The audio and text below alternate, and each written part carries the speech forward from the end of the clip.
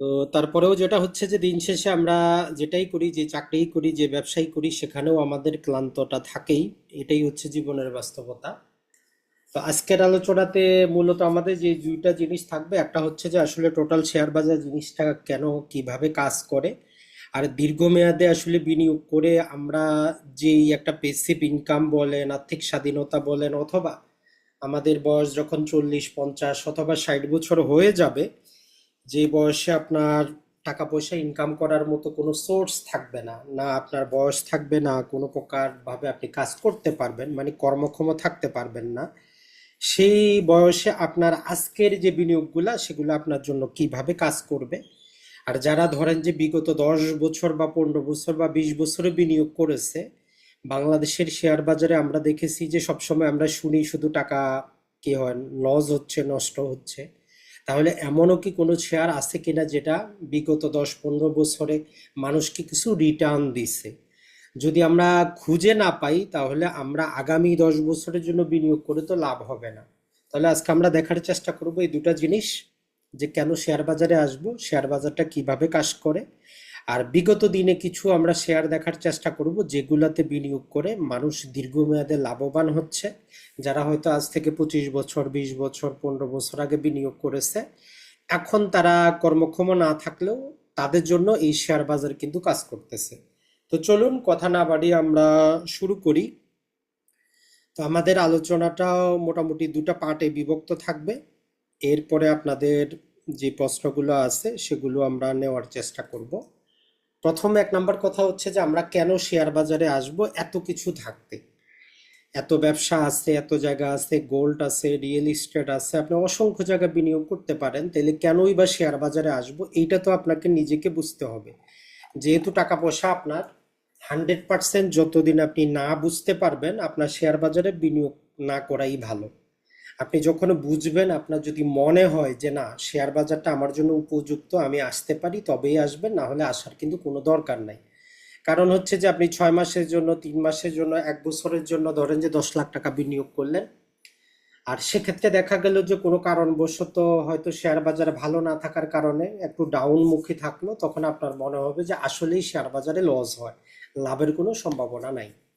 তো প্রথমে আমরা দেখি যে শেয়ার বাজারটা কেন গুরুত্বপূর্ণ, কেন আমরা শেয়ার বাজারে আসব। 1 নম্বর কথা হচ্ছে যে শেয়ার বাজারে আসার 1 নম্বর যে কারণটা আমরা বলতে পারি, সেটা হচ্ছে প্রতিষ্ঠিত কোম্পানির আপনি অংশীদারি হইতে পারবেন।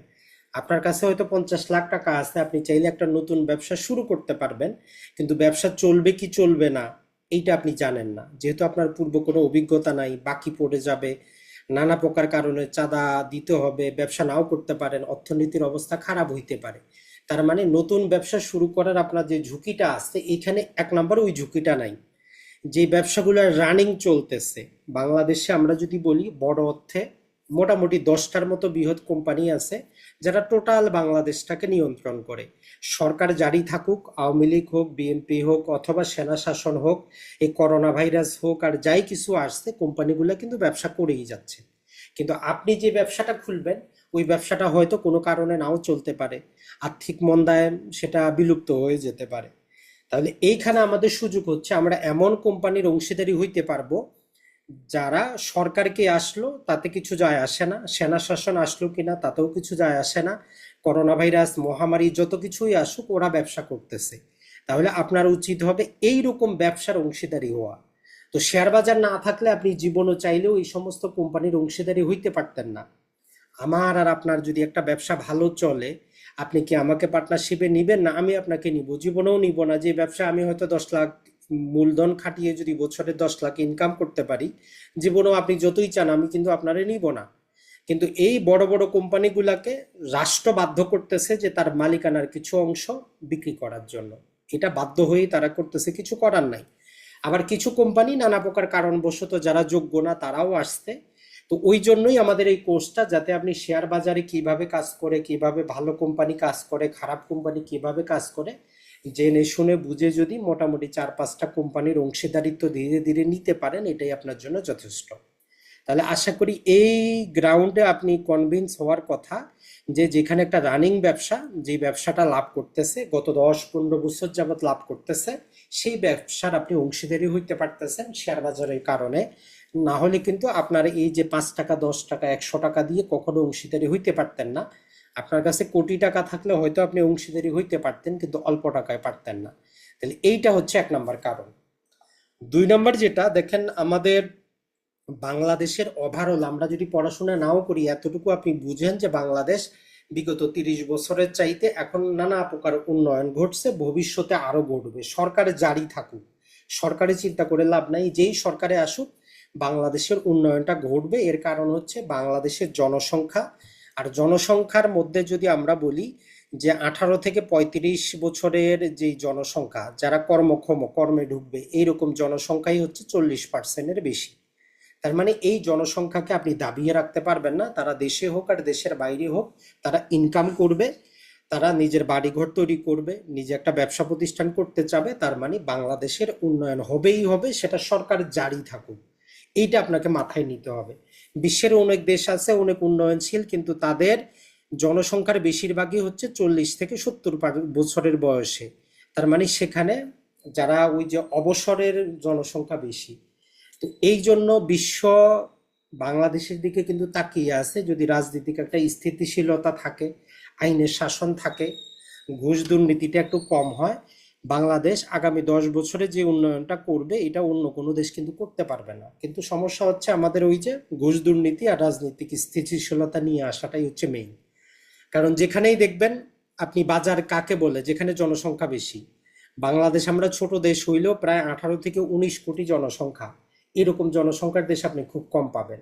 তো অতএব এদের খাদ্যের চাহিদা, ওষুধের চাহিদা, বস্ত্রের চাহিদা, 3টা চাহিদা আপনি দেখতেছেন।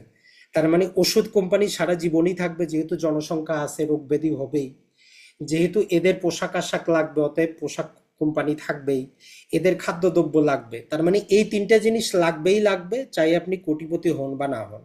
তাহলে এই জিনিসগুলোর উপরে ভিত্তি করে বাংলাদেশের কি হয় যে জিডিপি, যেটাকে আমরা বলি যে দেশে কত উৎপাদন হইলো, কতটা কনজাম্পশন হইলো, এই জিনিসটা যে লাভগুলা করতেছে, এই যে আমরা বললাম 10টা ম্যাক্সিমাম যে বড় কোম্পানি এরাই লাভ করতেছে।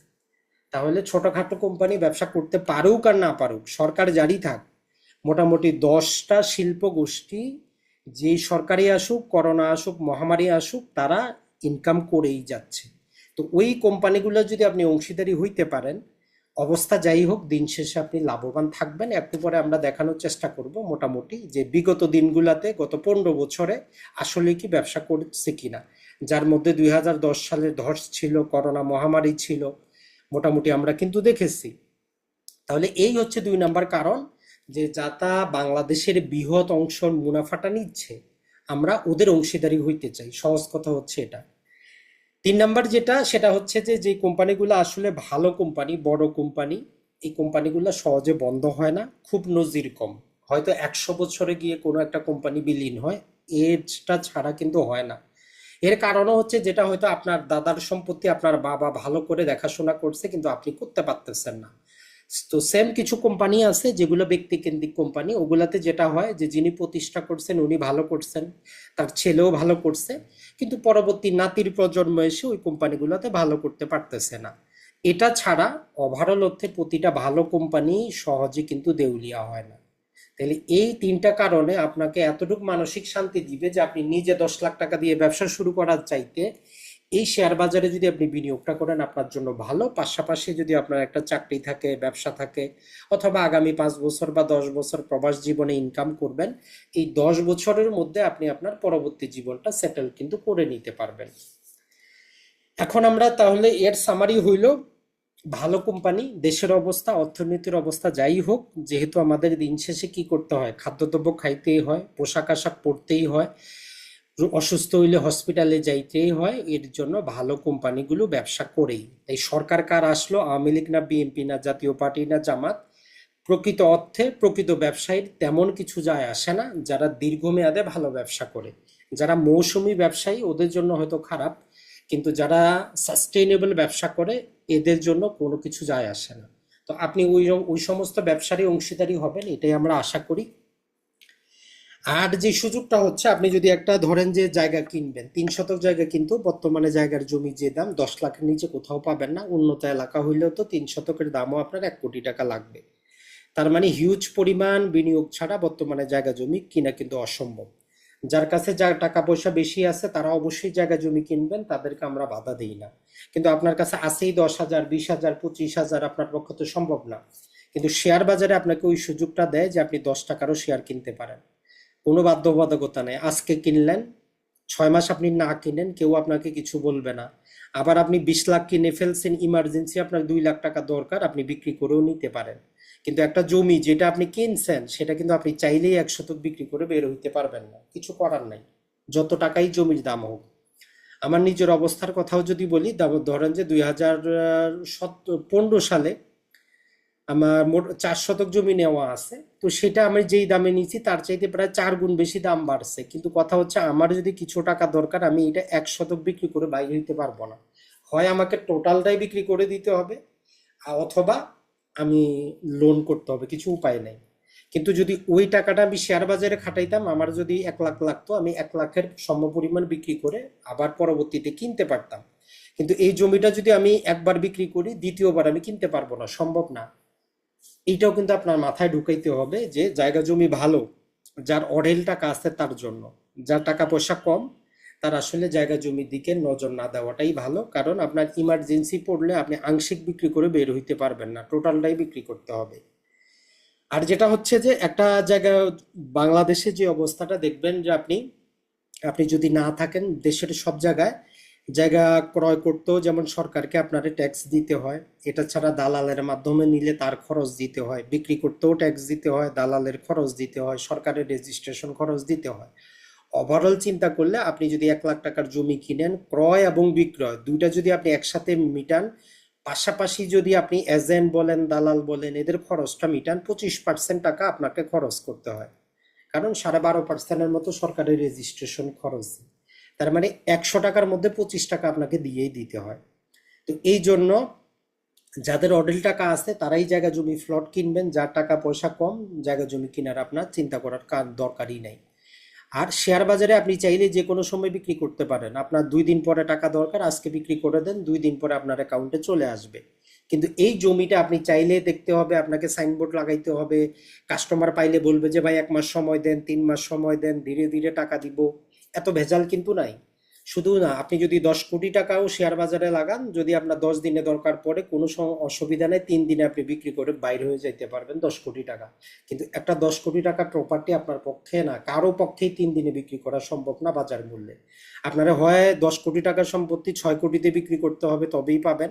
না হলে আপনাকে সাইনবোর্ড লাগায় রাখতে হবে, 100 জন দেখবে, তারপরে বিক্রি করতে পারবেন। তো এই বাস্তব অবস্থাগুলো যদি আপনি বিবেচনায় নেন, শেয়ার বাজারটা যদি একটু ভালো কোম্পানির শেয়ার যদি যাচাই বাছাই করতে পারেন, আপনার যদি কোনো চাকরি, ব্যবসা অথবা প্রবাসী হন, আপনার জন্য বেস্ট। আর নিজের যে আপনার কাজটা আছে আপনি করতেছেন, আপনি নিজে ব্যবসা করতে চাইলে এই কাজের পাশাপাশি সেখানে সময় দিতে হবে। কিন্তু শেয়ার বাজারে আপনি সপ্তাহে যদি একদিন সময় দেন বা মাসে একদিনও সময় দেন, যথেষ্ট। তাইলে ব্যবসা এবং কাজের পাশাপাশি আপনি একটা বিকল্প সোর্সের ব্যবস্থা করতেছেন, যেটা আগামী 10-15 বছর পরে আপনাকে কাজে দিবে। আর এর মাধ্যমে আপনি কি করতে পারবেন, আর্থিক স্বাধীনতা অর্জন করতে পারবেন। আপনার টেনশন হবে না যে ভবিষ্যতে কি করব। বেশিরভাগ প্রবাসী যারা আছেন এদের সমস্যা যেটা, বলে যে ভাই ফ্যামিলির খরচটা বাড়ছে, দেশে যায় আমি করবোটা কি, আমার প্রতি মাসে যে 30, 40, 50, 1 লক্ষ টাকা খরচ, বাংলাদেশে কোন এমন ব্যবসা আছে যেটা করলে আমি এই টাকাটা পাবো? সম্ভব না, তার পক্ষে দেশে সাস্টেইন করাটাই সম্ভব না। কিন্তু আপনি যদি আগামী 10 বছরে দেশে যাবেন এই নিয়তে থাকেন, তাহলে এই 10 বছরের মধ্যে এমন পরিমাণ বিনিয়োগ করেন যাতে আপনার ফ্যামিলির খরচ যেটা 10 বছর পরে মাসে আসবে, ওইটা শেয়ার বাজার থেকেই চলে আসে। তাহলে আপনার কোনো টেনশনের কারণ নাই, আপনি আপনার মতো করেই চলেন। এটা ছাড়া দেখেন যে দুনিয়াতে আমরা সবাই ক্ষণস্থায়ী, কে কখন মারা যাব কেউ জানে না। তো এই জন্য যত কিছুই আমরা মারা যাই, যাই কিছু করি, আমরা ইনকাম করি ফ্যামিলির জন্যই, ছেলে মেয়ে স্ত্রী পুত্রের জন্যই। সবাই এটাই চিন্তা করে যে আমি না থাকলে ফ্যামিলিটা কিভাবে চলবে। এখন আপনি যে ব্যবসা করতেছেন, যদি ছোটখাটো আপনি দোকান করেন, আপনি মারা গেলে ওই দোকান বন্ধ, কিছু করার নেই, অন্যজন সেটা একোয়ার করে নিবে। অথবা আপনি যেই চাকরি করতেছেন, মারা গেলে শেষ, ব্যবসা করতেছেন, মারা গেলে শেষ, যদি আপনি বড় সড়ো ব্যবসা না করেন।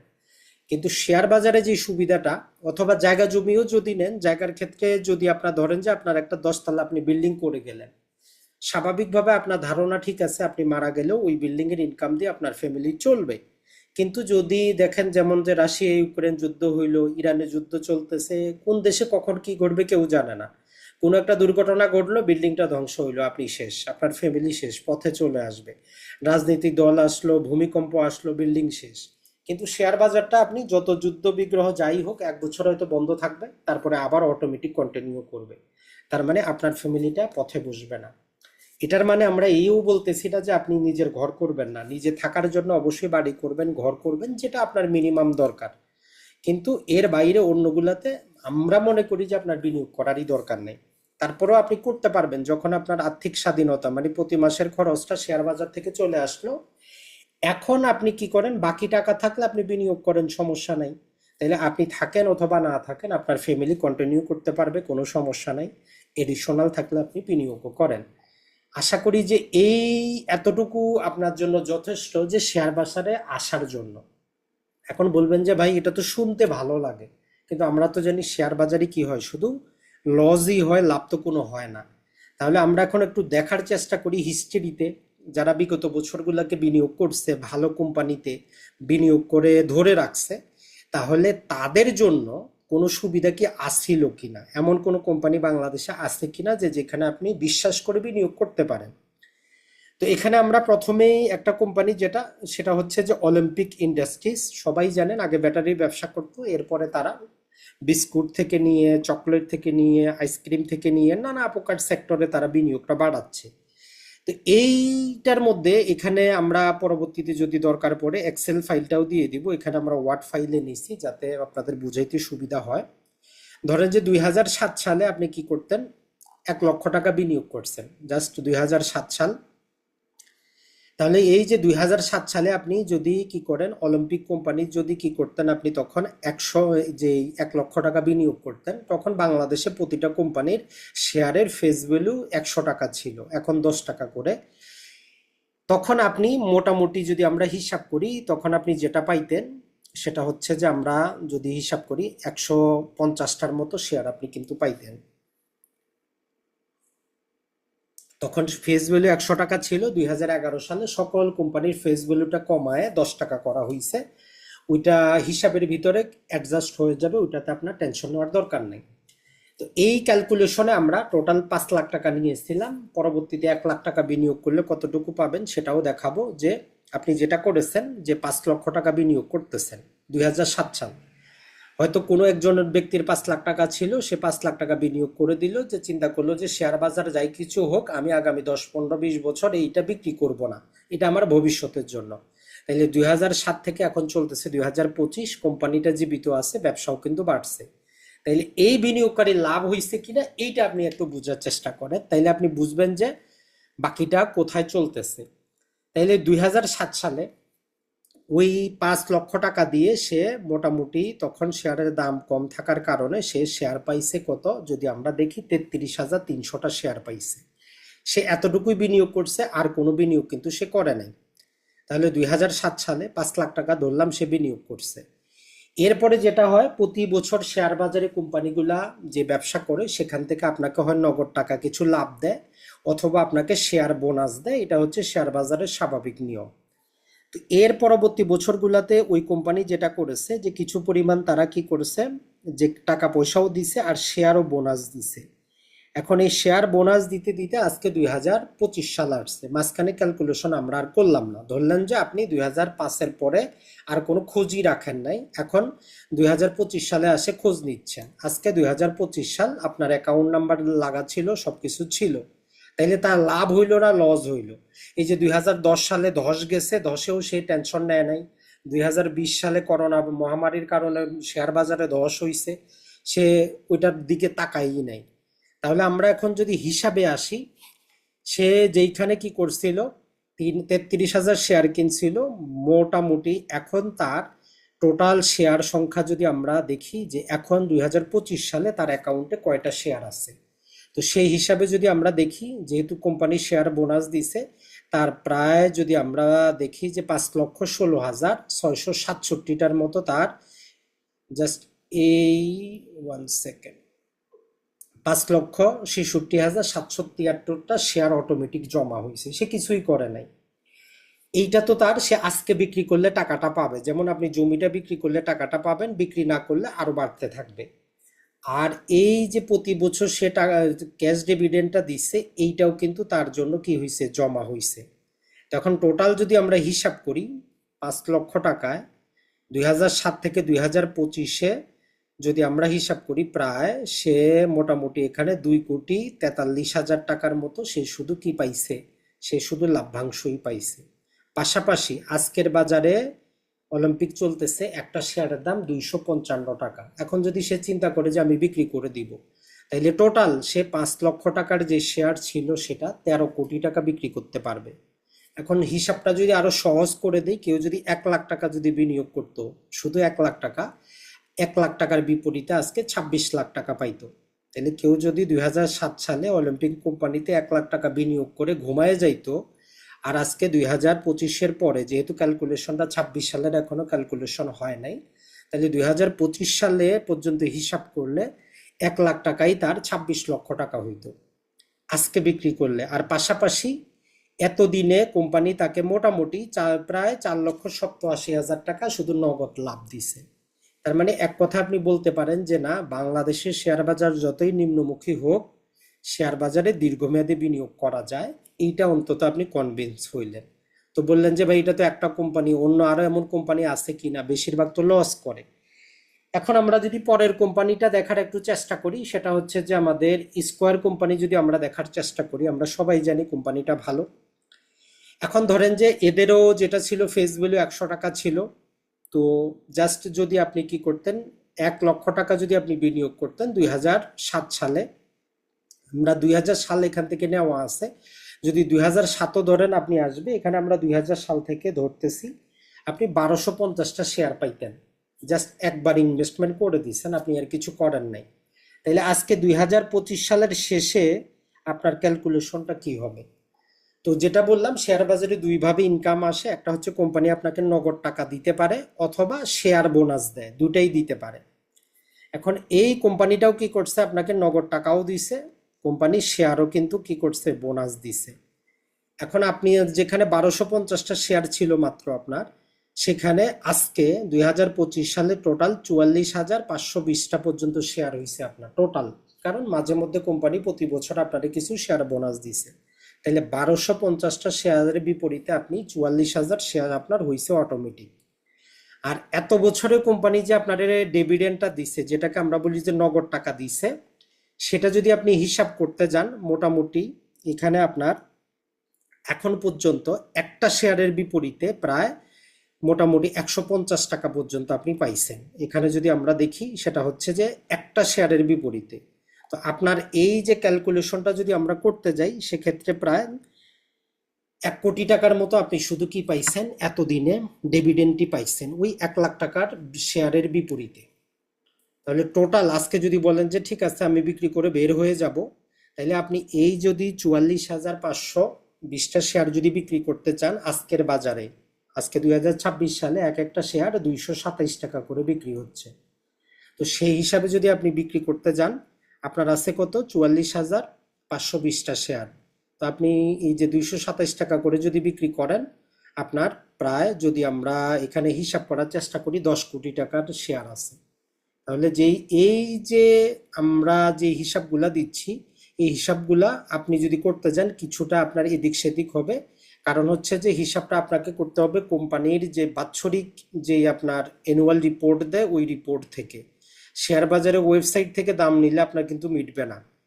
একটা জিনিস যেটা হয়, প্রতি বছর কোম্পানি যখন শেয়ার দেওয়ার আগে একটা রেকর্ড ডেট হিসাব করে, ওই ডেটের বিপরীতে তাদের অ্যানুয়াল রিপোর্টে প্রতিটা কোম্পানির শেয়ার প্রতি বছরে কি হিসাবে বিক্রি হয়েছে, কি পরিমাণ শেয়ার দিছে, বৈধ হিসাবটা সেখানে থাকে। তার মানে আরো একটা আমরা শেয়ার পাইলাম যেখানে আপনি বিনিয়োগ করে ঘুমাইতে পারতেন, যত প্রকার বাজার ধস আসুক, যাই কিছু আসুক, যদি কোম্পানিটা জীবিত থাকতো। তো এর বাইরে যদি আমরা আরো কিছু শেয়ার দেখার চেষ্টা করি, ধরেন যে আরেকটা ছোটখাটো শেয়ারও যদি আমরা দেখার চেষ্টা করি, যে এই সমস্ত শেয়ারে আমরা বিনিয়োগ করে লাভ হবে কিনা। একটা হচ্ছে যে আমাদের এই যে ব্রিটিশ তাবাকো আমরা সবাই জানি, ব্যাড বিসি যেটাকে আমরা বলি, যারা বিড়ি সিগারেট খান তারা সবাই কোম্পানিটাকে চিনেন।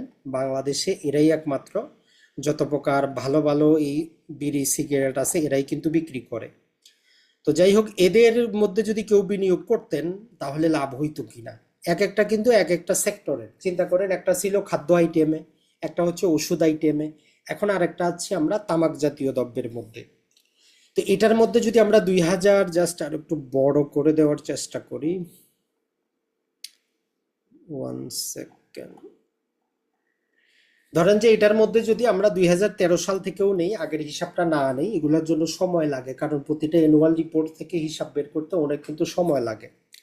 ধরেন যে 2013 সালে যদি কি করতেন, 5 লাখ টাকা যদি ইনভেস্ট করতেন 2013 সালে, বেশি দিনও না, তাহলে আজকে আপনার কত টাকা হইতো? কোম্পানি ভালো খারাপ যাই কিছু করুক, তো দেখেন 2013 সালে আপনি মোটামুটি 5 লক্ষ টাকায় যেটা পাইতেন সেটা হচ্ছে যে 600 শেয়ার পাইতেন।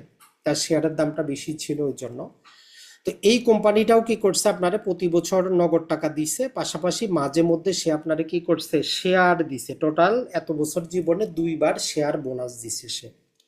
তাইলে আপনার 600 শেয়ারের বিপরীতে আপনার কাছে আজকে বর্তমানে 5400 শেয়ার আছে। আপনি কিনছিলেন কত? 600। কোম্পানি বোনাস দেওয়ার কারণে আপনার শেয়ারটা বাড়ছে। আর পাশাপাশি আপনি এই 2013 থেকে 2025 এই দিনগুলাতে 5 লাখ টাকার বিপরীতে প্রায় 24 লাখ টাকার উপরে পাইছেন আপনি শুধু ক্যাশ। আর যদি 1 লাখ টাকা বিনিয়োগ করতেন ওই হিসাবে প্রায় মোটামুটি 5 লাখ টাকা আপনি এই মাত্র কয়েকদিনে কি পাইতেন, যেই টাকা আপনি বিনিয়োগ করলেন ওই টাকাটাও অটোমেটিক আপনার ক্যাশ ডিভিডেন্ড হিসাবে চলে আসতো। তার মানে শেয়ার বাজারে যেটা আছে ওইটা শেয়ারের আপনার জন্য জিরো। আর আজকে যদি আপনি বিক্রি করতে যান, এই যে 5400 শেয়ার আজকের বাজারে চলতেছে 274 টাকা করে এক একটা শেয়ার, তাইলে প্রায় 26 লক্ষ টাকা আপনি বিক্রি করতে পারেন। তাহলে চিন্তা করেন 2013 সাল থেকে 2025, বেশি দিন কিন্তু না। তার মানে এমন ভালো কোম্পানি অবশ্যই আছে, শুধু 2টা 3টা না, প্রায় 15টার মতো কোম্পানি আপনি খুঁজে বের করতে পারবেন, ভবিষ্যতে হয়তো আরো আসবে, যেগুলাতে আপনি সাময়িক দাম বৃদ্ধি, দাম বাড়লো না কমলো এই টেনশন না নিয়ে যদি আপনি ধীরে ধীরে ভালো কোম্পানিগুলার শেয়ারের অংশ যদি বাড়াইতে পারেন, তার মানে এই 3টা কোম্পানি থেকে আপনি এতটুকু বুঝতে পারলেন যে না, শেয়ার বাজারে বিনিয়োগ করেও লাভবান হওয়া যায়, টেনশনের কোনো কারণ নাই, কোম্পানি দেউলিয়া হয় না। আর কোম্পানি আপনি ভালো খারাপ কিভাবে বুঝবেন, এটার জন্য জাস্ট বেসিক কিছু নলেজ দরকার, যেটা যদি আপনি যে কোথাও যদি 10-20 দিন বা 1 মাসের একটু পড়াশোনা করেন, যদি আপনি বুঝেন যে কিভাবে একটা ভালো কোম্পানি যাচাই করা যায়, তাহলে আসলে কিন্তু যে কোনো ব্যক্তির পক্ষে, আপনার চাকরির মতো আপনি চাকরি করতেছেন, প্রবাস জীবন আপনার মতো করেন, আর পাশাপাশি আপনি এখানে একটা পেসিভ সোর্সের ব্যবস্থা করতে পারেন। এই 3টা শেয়ার এই জন্য আমরা দেখাইলাম, কারণ অনেকেই প্রশ্ন করেন যে ভাই আসলেই সম্ভব কিনা। কারণ আমি হয়তো আমার জীবনের ভবিষ্যৎটা এখানে করব, কিন্তু যদি আমি দেখি যে না সম্ভব না, তাইলে তো হবে না। তার মানে আরো যদি আমরা 10-15টা কোম্পানিও আপনি যাচাই করেন, দেখবেন যে না সম্ভব। তবে এর বিপরীতে যারা না বুঝে না জেনে কোনো প্রকার জ্ঞান ছাড়াই যে যাই বলছে, যে কোনো কোম্পানিতে বিনিয়োগ করছে, তার টাকা কিন্তু লসও হয়েছে, এটাও বাস্তবতা। তো এই জন্য আপনি বিনিয়োগ করার আগে, যেমন আপনি একটা জমি কেনার আগে জমির কাগজপত্র দেখেন, মালিকানার সবকিছু ঠিক আছে কিনা, দখল ঠিক আছে কিনা দেখেন। তাহলে শেয়ার বাজারে যার কাছে আপনি সবকিছু দিচ্ছেন ব্যবসা করার জন্য, কোম্পানিটা বিগত দিনগুলোতে ভালো করছে কিনা, কোম্পানি ভালো কিনা, ব্যবসা চলবে কিনা, এতটুকু তো অন্তত আপনার যাচাই করা উচিত। আপনি শুধু ওই যে 10 দিনে টাকা ডবল হবে, যেমন বাংলাদেশে ম্যাক্সিমাম 100-র মধ্যে 90%ই হচ্ছে যে আপনি শেয়ার বাজারে টাকা দেয় এই জন্য যে আগামী 1 বছরে টাকা ডবল করব। ডবল কারো হয় কারো হয় না, এটাও কিন্তু মনে রাখবেন। আর শেয়ার বাজারে বাংলাদেশটা আমরা যদি বলি জুয়ার মতো চলে কিন্তু, কারণ যাদের ধরেন যে আপনার 1 কোটি টাকা আছে, এখন আপনি চাচ্ছেন যে 2 মাসে এটারে 2 কোটি বানাবেন, অন্য কোনো জায়গায় সম্ভব না, শেয়ার বাজারেই সম্ভব, যদি আপনি ওইরকম ম্যানিপুলেশন করতে পারেন। তাহলে আশা করি এতটুকু